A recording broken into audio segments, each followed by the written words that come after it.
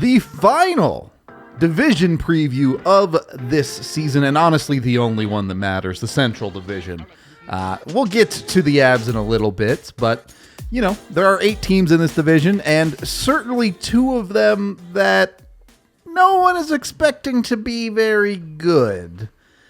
Obviously, Chicago and Arizona. First of all, here, who do we think is worse? Chicago? Chicago. Yeah. Okay. So we have Chicago at the bottom, winning the race for Bedard, whatever you want to call it. They are going to shit the Bedard. Okay. Yeah.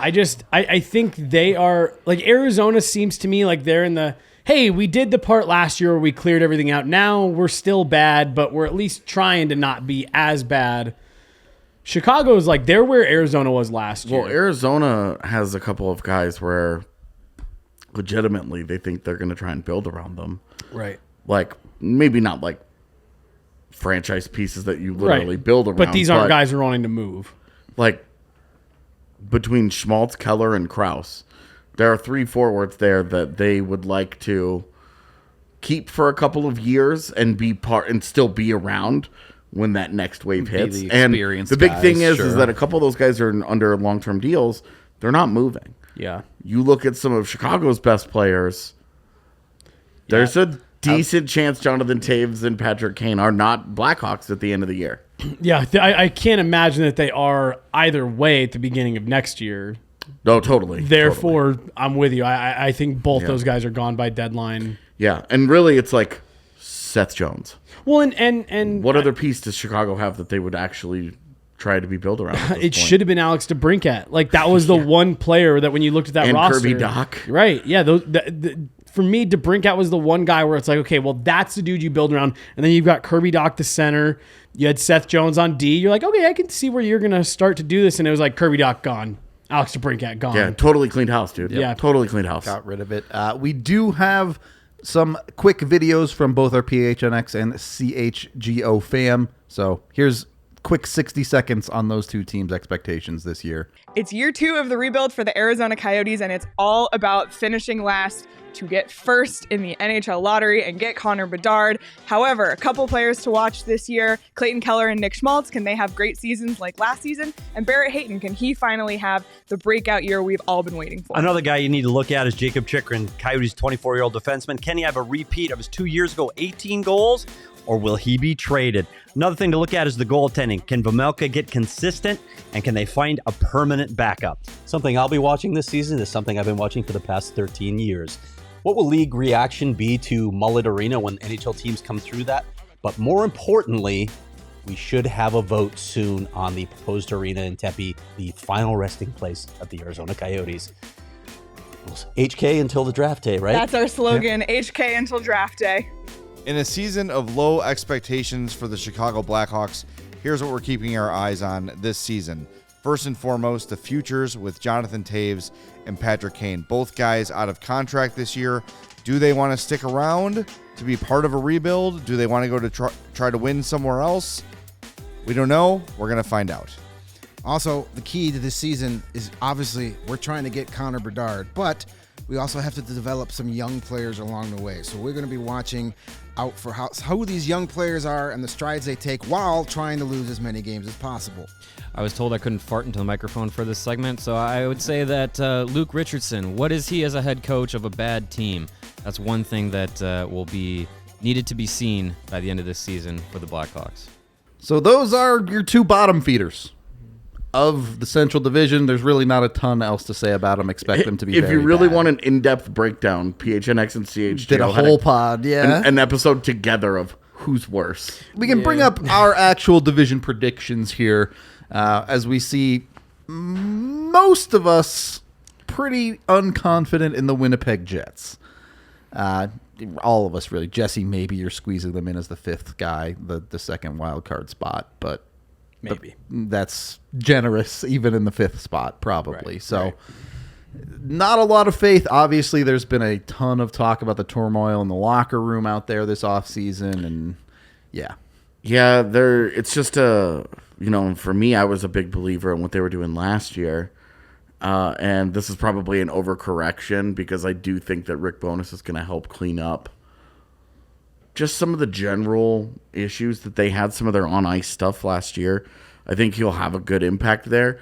The thing that really kind of just holds me back from really buying into them again, I just think that the other teams ahead of them that I have ahead of them are either just flat out better, or they're better coached, or they don't have any chemistry issues whatsoever. And some of them have all of those things going for them. And I just think that there's something is still, until proven otherwise, I think something is still broken in Winnipeg.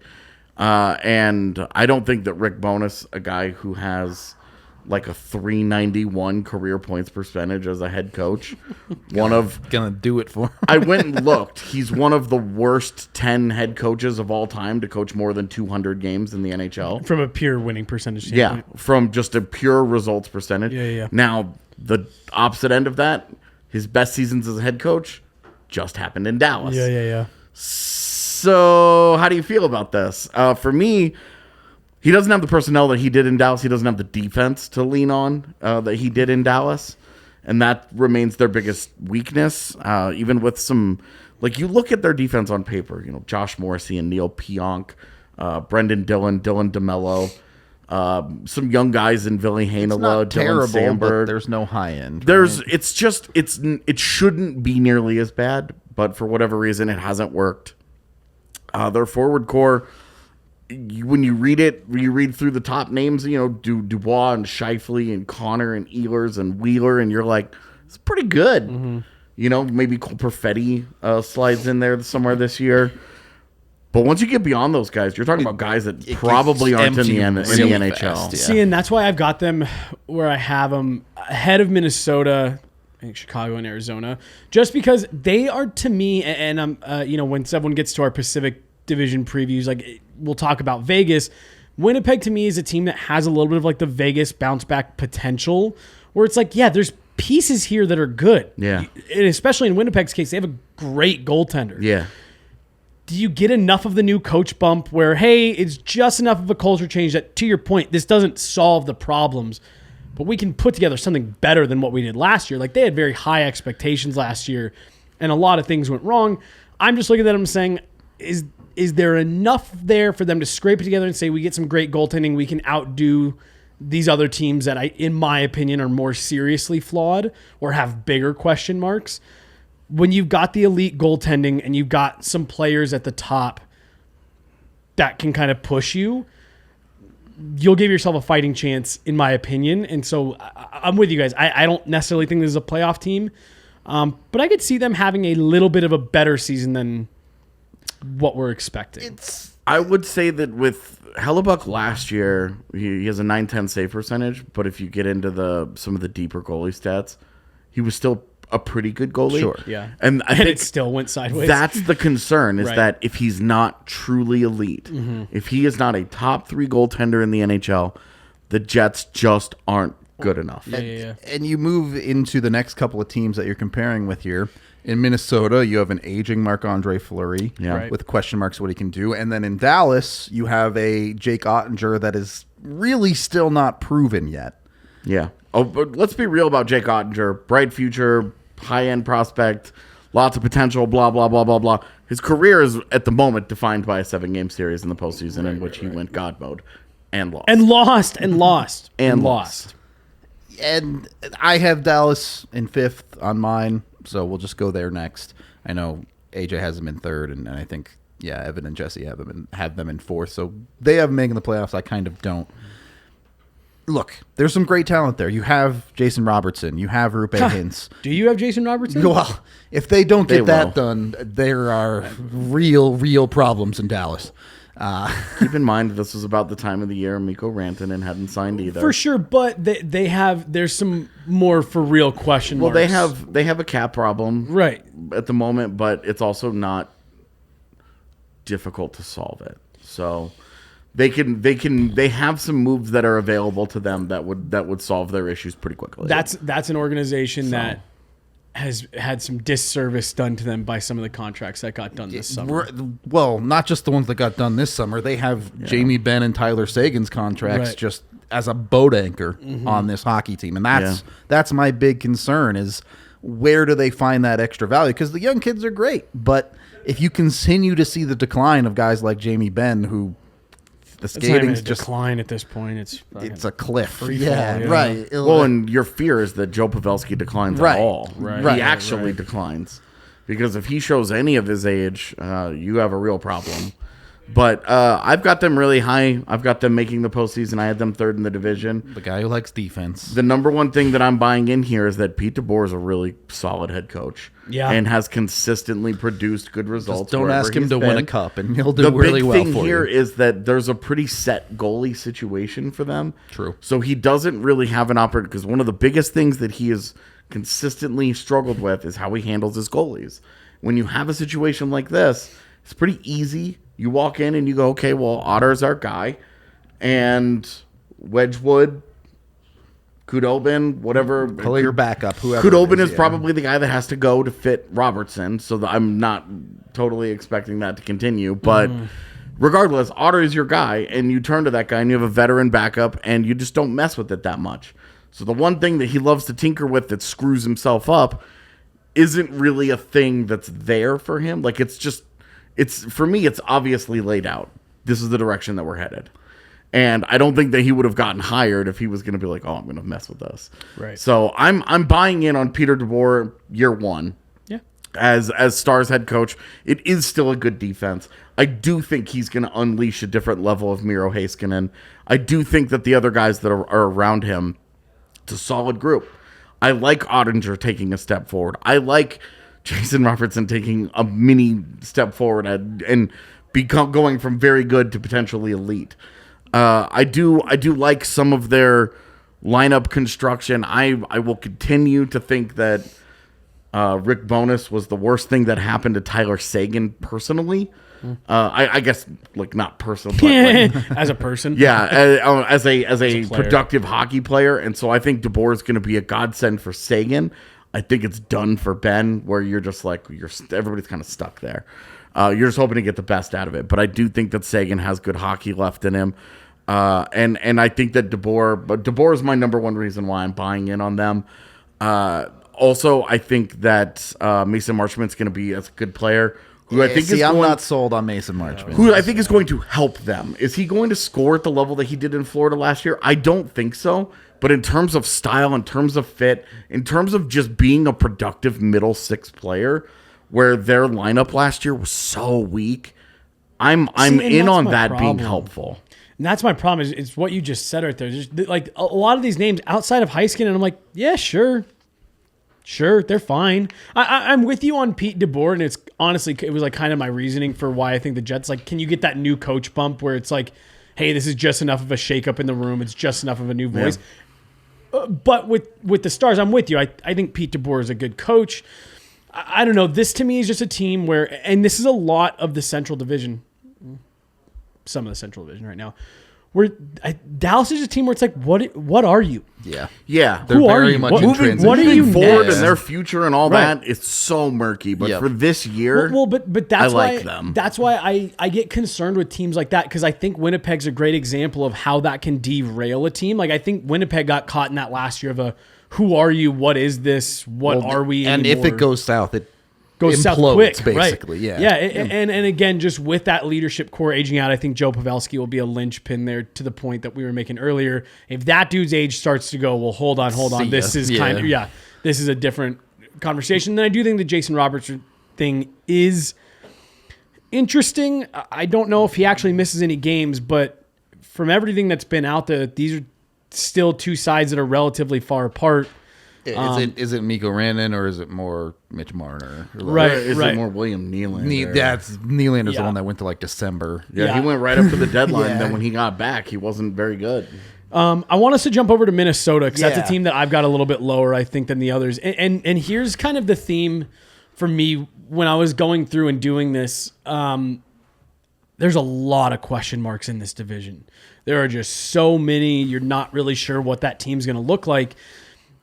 And part of the reason I think I'm down on Minnesota is two things. One, I just don't trust Marc-Andre Fleury that much anymore. I just really don't think he's enough to like drag you there anymore. And that's not like a hard knock on him. He's what, 36, 37 at this point? He Like, also lost they gave away his buffer in Cam Talbot. Right. So now, like, can he go play 60 games for you and be effective? Big question mark there. And then I don't remember which of the two of you it was. We were talking about Tyson Jost. And we were saying how what's so interesting about Minnesota this year is with the cap problems that they have and the way they're going to have to put that roster together, they're going to be forced to give Tyson Jost like an extended look. And I'm just sitting there saying, again, with all due respect to Tyson Jost, not to like pile on a guy after he's had kind of a rough week of interviews here. If you're having to thrust a player like that, who we've now got, 8 years worth of NHL tape on that guy. If you're having to thrust him into a significant role, that just kind of speaks to the depth of that roster. And when we were looking at that last week, I was like, I just don't know if this team, what is happening down there?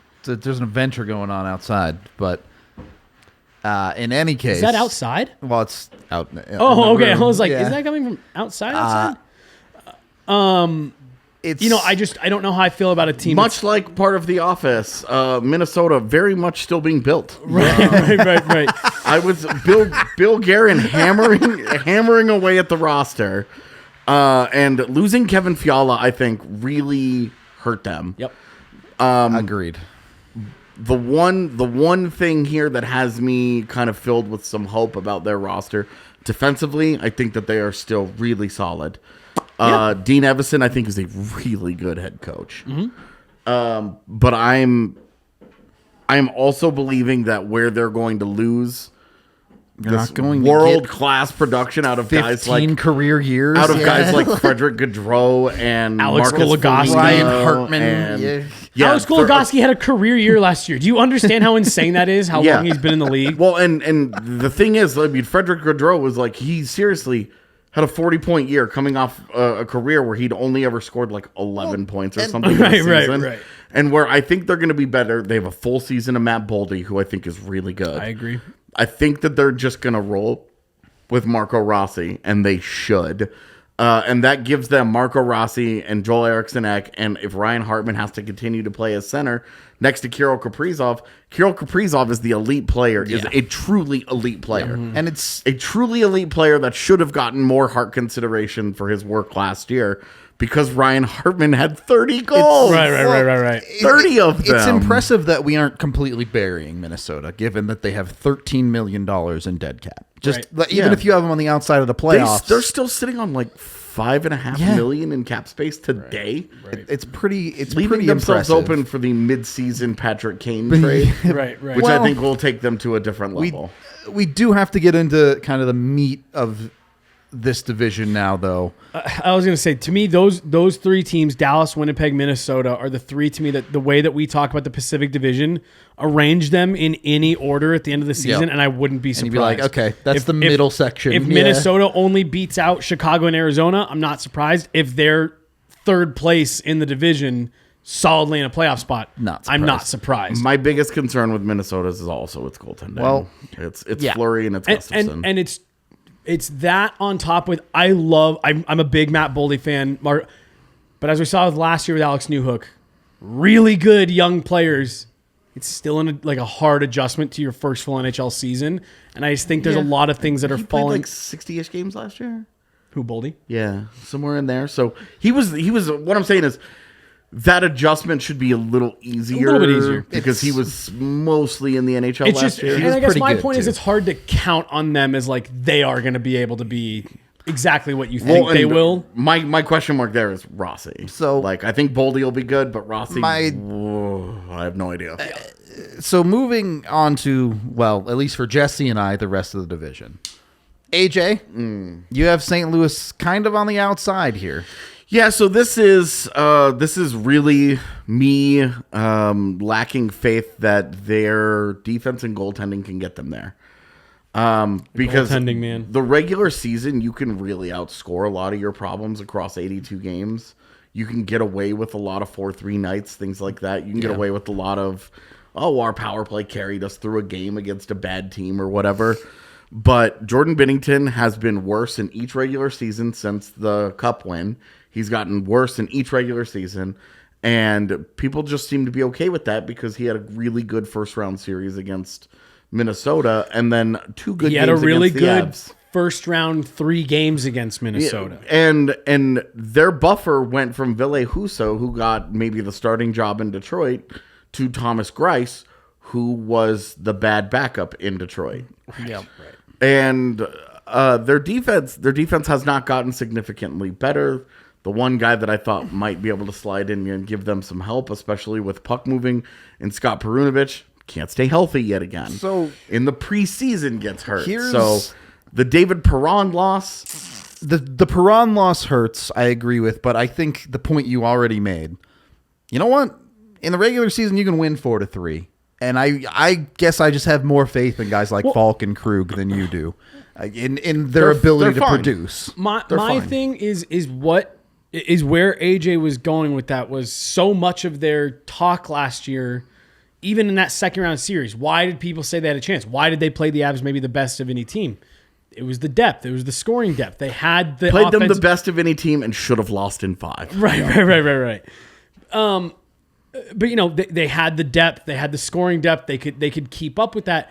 You lost maybe the most important piece of that, which was David Perron, and I don't think it was underscored enough how much of the scoring slack he picked up for that group. And for them to lose him for nothing, that's a huge hit to the production. That defense isn't great. And again, I know it's super easy, low-hanging fruit to just trash on Jordan Binnington. But the part that blew my mind about the way that so many people talked about the playoff series last year with them losing Binnington and what a difference it was is that guy wasn't even the starter 10 days earlier. 10 days before that game happens where Nazem Kadri runs into him, Jordan Binnington isn't the starter. He's stapled to the bench for St. Louis. Ville Husso pitched a game 1 shutout at the start of their postseason. Right. There was no Jordan Binnington conversation being had. And then he came in, played lights out, and then had a couple of great games against the Avs, and everybody was acting like, Binnington is back. A couple of great games in which he was 1-1 against the Avs. So it's well, I'm counting the end of the Minnesota series too. No, when you said a couple great games against the Avs, I agree that he was really good, but you still lost one.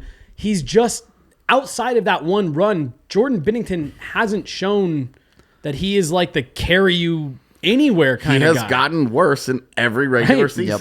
Yep. He's actively degraded. I do think Binnington's a problem. What I will say as a counter argument, why I have them in second: contract year for Ryan O'Reilly, contract year for Vladimir Tarasenko. Is Tarasenko going to have a better year than the one that he just had, though? I think he could have at 31. I think he could have a repeat year. I don't know. I'm not going to say better. With no David Perron? I was going to say, and also don't forget... But Tarasenko's the goal scorer. With no David Perron, he gets to shoot more. But hold on. Don't forget that the Vlad Tarasenko trade request is still... it is still officially... If they move him, that's way well, right. Changes and things, if you're the St. Louis Blues and you know that he is still telling you, despite having a good year last year and winning a round in the playoffs, I still want out of here. Are you going to let him... Because he's walking. Are you going to let him walk for nothing? I think that they're going to try and vibes him. they're gonna be, hey, if they have another decent playoff run, they're gonna be like, just stay. One more contract and you're an all-time great St. Louis Blue. Your number goes to the rafters. You did this. You did that. I think they're going to try and vibes him. This is where you've been your whole career. This is blah, blah, blah, blah, blah. I think the time to do that, though, I think they're in the position of 3 months ago. We're competitive. We're going to continue to be competitive. We're going to try and win games. Tarasenko's our guy. We're gonna go down swinging with him, and then we're going to try and re-sign him. I would also bring up the argument. That'd be really dumb. I think it'd be horrible asset management. Robert Thomas, a regular season beast, regardless of his playoff struggles.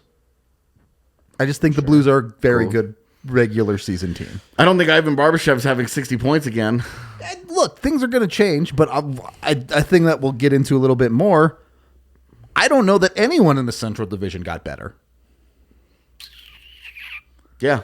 I'd say Nashville. The one team I think you could make an argument for is Nashville, who we all have in our top 3. And I didn't think they were that good to begin with, though. But you look at the free agency acquisitions, and they're the guys who went out and did the significant stuff. Got Ryan McDonough, got Nino Niederreiter. It felt like there was a significant impact on their roster. Now, are they going to get 80-point seasons out of Matt Duchene again? Well, and this is where I think they don't necessarily have to, because when you improve your depth, Tanner Jeannot goes from your second line to your third line. Philip Tomasino, one more year. Yeah. If there's a guy that's going to take a leap there, it could easily be Tomasino, where their top line probably comes down a little bit, but their lines 2 through 3 come up a little bit, and you end up with a pretty good team. You still have an elite goaltender in UC Saros. Your backup is no longer Big Save Dave getting lit up for a sub 900 save percentage. I don't know why it's Kevin Lankinen and not Connor Ingram, given the postseason performance. Yeah. But that's a pretty easy midseason swap if one guy doesn't do very well. I just for me, I'm buying stock on Nashville because I loved the Ryan McDonough thing. I think he's still such an effective defensive defenseman he's hard to play against. He's solid. He's reliable. He helps Matthias Ekholm. He helps Roman Josi. He makes those guys a little bit better. Shelters them a little bit. Yeah, he takes on some of the load that those guys have had to that have reduced their games a little bit. And so I'm a big believer that he's going to be helpful for them this year. He's like 34 now. The future so, is whatever it's going to be. I'm not super sold that this is the group moving forward, but I do think that there's enough talent there. I really like the overall mix. I think Niederreiter fits their style with the physical forechecking that they want to play, with the skill level that he has. I think he's really a perfect fit for the Preds. And if he continues to just kind of be who he's been throughout his career, I really like what he brings to that second line. Ryan Johansson, maybe a Tomasino, maybe a Jeannot, and we'll see how things shake out. Yakov Trenin, another guy that, as we saw in the postseason series, pretty good hockey player. Can't be your best player, Right. As we also saw. So I just think that's a good hockey team, and I do expect the top end numbers to drop, but I expect the numbers in the middle of the roster to go up quite a bit. And they're nowhere near as they're not a one line team. They're not relying on 4 guys. What I liked about what they did in the offseason was you see teams sometimes go into the offseason like, oh, just get better. And they just go sign whatever player they, oh, this is a good player. Yeah. Nashville, I thought, targeted guys. Like, That look, fit, yeah. Look, they got people talk about UC Saros. I think that's still a sweep with UC Saros and net. Like, outside of game 1, I didn't think goaltending was ever their problem. Connor Ingram played great in 2 of those games. He had like a 916 in that series he was fine. or something. He was fine. Yeah, like Connor Ingram was not their problem. You watch that series, and that was more of they had Nashville had a great season, and forget it even being the Avs. That was just you're a long way off from a championship caliber team. Like they didn't have the defense. Definitely agree. They kind of just got smoked in every period of that series. ESPN referred to their playoff series against Colorado as brief. Right? Yes, I saw that. I think that's accurate. Yeah, it was. And again, like Roman Josi, he's in Norris consideration. Like he got mopped up. Matthias Ekholm. Yeah. You probably would have been better off with him not in the lineup. It was the hard settle of welcome to the playoffs. Scoring isn't easy anymore. Right. Like, and so they said Philip Forsberg waited until the third period of game 4 to get involved. Yeah. And so they said, hey, look, we needed more depth. We couldn't even come close to going toe-to-toe with Colorado's depth. Yeah. They add Nino Niederreiter. We didn't have any one player that could shut down any single guy on that team. Mm-hmm. They go out and add Ryan McDonough as he's kind of like their defensive anchor. And I thought they were both kind of good moves that weren't ultra splashy, but it's like that is exactly what you needed. And now, both again, of them were cheap. Right. They were not expensive ads. Having said everything I just said, I don't think Ryan McDonough and Nino Niederreiter closed the gap on them being a championship caliber team, but I think they make them a lot better. I think they get them into more competitive games. And once you're in a competitive series in the playoffs, all bets are off. You're just trying to be good enough to not be the wild card. You Right, get the, right, you get right. the 2-3 matchup, maybe Yeah. make it into the second round, Yeah. right? Yeah, Like, it certainly did not help that they ran into a they buzzsaw. blew a 4-goal lead on the last day of the season to go from playing the Flames to Yeah. playing the Avs, where who knows, the Flames might have also dispatched of them quickly, but Colorado was obviously on a different level in that series. And It's just funny to go back and look at some of the outside playoff preview stuff, because I think we all pretty commonly said, like, no, we see this Avs team every day. This is going to be a bloodbath. Yeah. And there was just predicted a sweep in that one. That was there was a lot of outside media that was like, I think the Predators are going to give them some trouble, and it's like, nah, you guys haven't. Style. Yeah. The physical style. They're gonna be on the boards, on the wall. It's like, yeah, you guys haven't watched much of this team, huh? They love that shit. And that brings us to the top of the division by default. We all have Colorado still there. The thing I think Jesse made, the best point that he made was, did it close the gap? Did Nashville close the gap? Yeah. Because you're between Nashville and Dallas, I think those are the two teams that I feel improved their talent level on the roster and didn't have huge losses that forced them to take steps back. And it's nowhere near enough. The Avs lose Nazem Kadri. The Avs lose Darcy Kemper. And there's a huge question mark in net for the Avalanche. You know, I talked about, the Binnington has gotten worse in every year. Well, Alexander Georgiev has had slides in each of his seasons. There have been stretches in some of those seasons where he's been pretty good, but a full body of work hasn't really put one together. It is a really big question mark until it's not anymore. But the rest of the team, you have the best defense in the league. You have two legitimate MVP candidates in McKinnon and Makar. Yep. You have the highest of high-end talent, and there's like 5 of them. Right. And you're deep on defense, and your young guys have chances to take really big steps forward from role players to impact players. Even like in their weaknesses, question mark in goal, sure, but you have that steadying presence of Francouz behind him, so you're not bordering on disaster. Where he has proven multiple times that he's, regardless of where you think his ceiling is, he's good enough to play behind this team for extended stretches. In the Western Conference Final. Like, you know what I mean? Like, you have in your back pocket. He won 6 playoff games. right. Yeah, swept Connor McDavid. He won more playoff games than half the teams that made the postseason last year. Yeah. Like, good Lord. He won 6 more playoffs games than the Nashville Predators did, who we just said are pretty good. Well, and that's... He beat them twice. Did teams like the Predators close the gap a bit? Yeah, maybe. But the gap was an ocean last year. Right, yeah. Like, they had a 20, 30 point. They seriously had a 20-point lead in their division. It hovered in the 20-point range. They just decided they stopped caring. 2 to 3 months, it sat there. Right. Like they were. The gap between the Avs last year, it was a dominant regular season, and that's with 2 teams in St. Louis and Minnesota having 2 of the best regular seasons they've ever had. Yeah, and they still weren't even close. And they weren't even close, man. I remember us laughing about that, how frustrating that must have been for the Wild and the Blues and their fans, because 10-0-1 in your last 11. And you're actually 2 points further behind the Avs than you were when you started this stretch. Right. Like, they would have huge stretches, and you're like, oh, they've picked up 16 of 20. Well, they lost ground. Yeah. Like, what do you do? Isn't that too bad? The Avs picked up 19 of 20. Yeah. Isn't that just insane? Yeah, when the Avs didn't lose a game for a month. So no, I just look. I do think the Avs are that good. That was one of the best wire to wire seasons in NHL history. And it was just truly that dominant. And again, the thing that I keep coming back to, yes, they lost Kemper, they lost Kadri. So much of what made that Avs team so dominant last year was the buy into the system. And it was just, they came at you in waves. The way that team played lends itself to not being so impacted by the departure of one guy, whether it be through injury or like what you're dealing with now with Nazem Kadri, where he's on another team.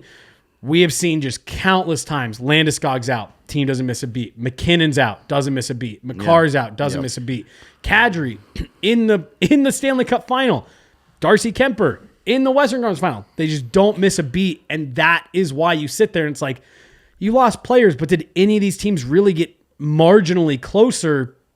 No, because the losses are going to matter because they lose a Kadri, a Burakovsky steps in, they lose Burakovsky, Kadri comes back, you know. They lose both of those guys. That's what, 40 some odd goals off their roster. Sure. It's 140, almost 150 points they lose off their roster from last year. Like, I don't think the Avs are going to be a team that drops 7 quite as regularly as they did last year. They're just not. They're not on that same level at forward anymore.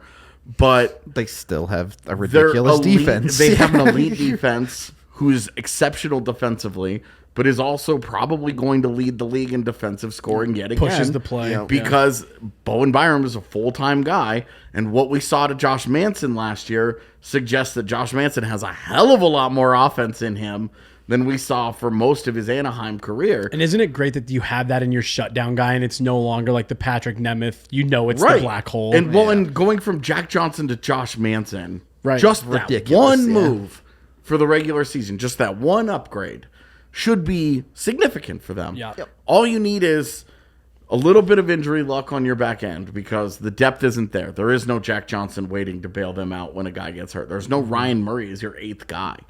Like, you get into Curtis McDermott and Jacob McDonald real quick immediately. Yeah. And that's a very different story. So the depth is a much bigger issue for the Avs this year. Injuries are inevitable, and you just hope that it just kind of goes their way. But it's still the highest end of the highest end is in Colorado. And because you have that high end, I think a lot of the conversation with the Avs this year is get to the trade deadline and address stuff at that exactly. And then my last thing on the Avs is it's a point that you made a minute ago, because I agree with everything you just said, but the one exciting part, the part that you get to dream on a little bit, is the young guys that you're saying, hey, can you go beat Andre Burakovsky this year? And I think they have a couple guys in the organization that are, Alex Newhook obviously being the biggest one, that are poised to take a step and fill that void a little bit. And then once you're trying to replace bottom 6 production, that's a dime a dozen. You know what I mean? Look, we do have more conversation about all of those Avs players coming. Our first Avs player preview of the season drops later today, so be sure to go tune into that video as well. That's about wraps it up for the Central Division. I think the Avs are still the pretty clear-cut favorites. Yeah. And then you have a couple of teams battling in the playoff spots and then 2 very clear bottom feeders. I think the real battle is to see who gets blasted by Colorado in round 2. Yeah, basically. That's what it feels like. So we're going to wrap up this division preview series. We appreciate all of you watching. Be sure to tune into our Avalanche player preview series as well, and we will see you in the next one.